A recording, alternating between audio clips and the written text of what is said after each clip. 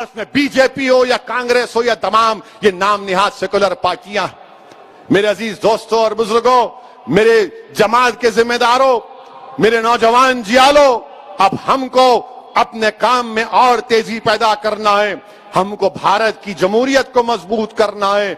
और मैं एक बात ये भी बताना जरूरी समझता हूं, ये भी बताना जरूरी समझता हूं कि आज आप देखते हैं कि हमारी एक तकरीर पर अगर शाम में 6 बजे या 9 बजे जो टीवी के एंकर बैठते हैं, उनको हमारी कोई तकरीर का जुमला मिल जाता है, 1-1 घंटा 3-3 घंटे माशाअल्लाह चलाते हैं। मगर भारत के एक रिटायर्ड सुप्रीम कोर्ट के chief justice, retired supreme court के चीफ जस्टिस ने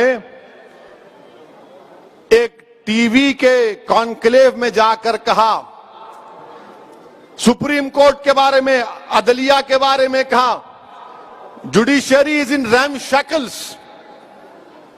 कोर्ट को जाने की कोई जरूरत नहीं है, क्या होगा वहां, क्या मिलेगा, वो तो खाली कॉरपोरेट लोगों को जिनके पास करोड़ों रुपया है। अरे गोगोई एमपी साहब, अब चीफ जस्टिस नहीं रहे, बोल सकते हैं उनको, कोई कंटेम नहीं होता, बोल सकते अरे गोगोई, ए Gogoi, mister Gogoi and MP. क्या गोगोई का वो बयान अगर मैं कह देता कि भारत की जुडिशरी इज इन रैमशैकल्स, तो पूरे टीवी चैनल, भारत के पूरे टीवी चैनल दिन रात वही चलाते, देखो एक और भड़काऊ भाषण दे दिया, अब तो इसको अदलिया पे, जजेस के ऊपर, कोर्ट के ऊपर भरोसा नहीं है, क्या बात है, वैसी खूब चलाते, बाजा बजाते, एक एक टीवी एंकर अपने आप को चीफ जस्टिस बना लेता। मगर गोगोई बोला उनका है, उनका प्यारा है, उनका निराला है, उनका दुलारा है, अपना बोला तो कोई फर्क नहीं पड़ेगा। और क्या बोले गोगोई, जुडिशरी इज इन रैमशैकल। अच्छा, रैमशैकल का मतलब उर्दू में देखा मैं, उर्दू की डिक्शनरी निकाला तो रैमशैकल का मतलब यह है खराब, बर्बाद शुदा, शिकस्ता, खस्ता हाल। अगर मैं ये बात बोलता तो अब तक मेरे 10-15 शादियां करा देते टीवी चैनल वाले, और शादी को चाहे वो कोई भी रहो, ये देखो ऐसा बोले, गोगोई बोला तो कुछ नहीं, जुडिशरी इज इन रैमशैकल। अच्छा गोगोई साहब, हाँ गोगोई क्या बोला सुनो, बोल सकते हो उसको, अब जमहूरियत है, फ्रीडम ऑफ एक्सप्रेशन है।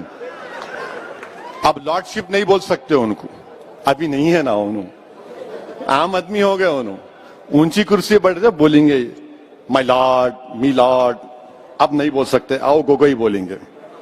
रंजन गोगोई उनका नाम है। क्या कहा उन्होंने कि गरीबों को कोई इंसाफ नहीं मिलता। गोगोई, गरीब भारत में कौन है, मुसलमान है, सिख है, दलित है, आदिवासी है, हमारे हिंदू भाइयों में भी बहुत गरीब हैं, ओबीसी भाइयों में गरीब हैं।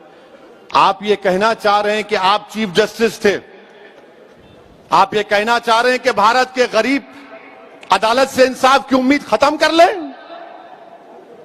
आप ये कहना चाह रहे हैं कि वो कॉरपोरेट लोग जिनके पास करोड़ों रुपये है, वो करोड़ों रुपए की बुनियाद पर इंसाफ मिलेगा, गरीब मुसलमान को इंसाफ नहीं मिलेगा, जिसकी आंखों के सामने उसकी मस्जिद को शहीद कर दिया गया था?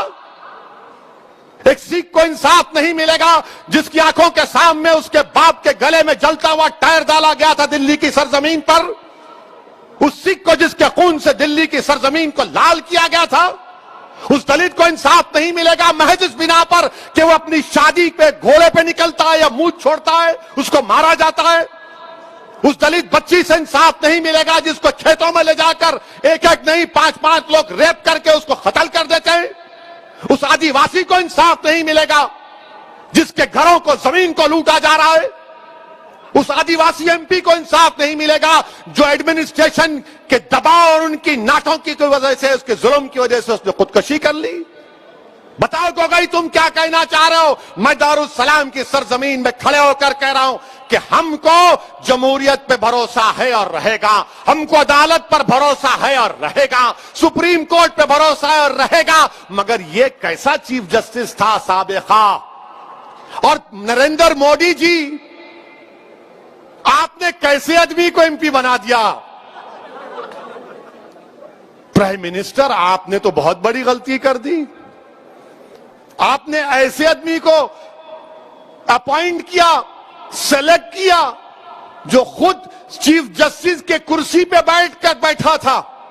आज कह रहा है एमपी बन के अदालत में कुछ नहीं होता, रैम शैकल्ड है, गरीबों को इंसाफ नहीं मिलेगा। अरे गोगोई को क्यों बनाए मोदी जी आपको कोई और नहीं मिला? क्यों मिला गोगोई? हां, मैं जानता हूं गोगोई को क्यों बनाए आप, मगर ऐसे आदमी को बनाए। अच्छा, आप देखिए, दुनिया के मशहूर constitutional expert Clark Cunningham, William Hubbard ने क्या कहा था भारत के सुप्रीम कोर्ट के बारे में? The most powerful court in the world. और शायद गोगोई ने देखा होगा, जानता भी है गोगोई, यही सुप्रीम कोर्ट था जिसने कहा था कि जब गुजरात जल रहा है तो वहां का चीफ मिनिस्टर नीरो की तरह बांसुरी बजा रहा है। यही सुप्रीम कोर्ट ने पूरे एमपीज को, एमएलएस को, इलेक्शन लड़ने वालों से कहा कि तुमको अपने खिलाफ जो क्रिमिनल केस है दिखाना पड़ेगा। यकीनन सुप्रीम कोर्ट में कमजोरियां हैं, मगर एक साबिका चीफ जस्टिस बोलेगा आए कुछ नहीं, कोई भरोसा नहीं, कैसा होगा? और कोई कंटेम्प्ट नहीं, कोई आवाज नहीं, कोई चीख पुकार नहीं, कोई टीवी पे प्रोग्राम नहीं, ना 6 बजे ना 9 बजे, कुछ नहीं, क्योंकि गोगोई उनका है और वैसी गैर है। ये इनकी सियासत है मेरे अजीज दोस्तों और बुजुर्गों। अच्छा, गोगोई ने क्या कहा? कहता है कि हमको $5 ट्रिलियन की इकोनॉमी चाहिए, मगर हमारे पास we want a 5 trillion economy but we have a ramshackle judiciary.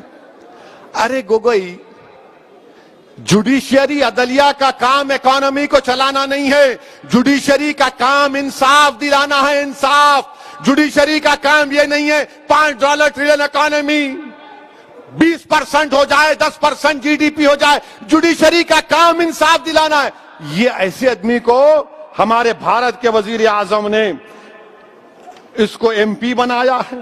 अच्छा, और एक बात हम ये पूछना चाह रहे गोगोई साहब से, आप जब बैठे थे आपने जुडिशरी को अनशैकल करने के लिए क्या किया? आपने कुछ तो किया होगा ना? नहीं, कुछ नहीं।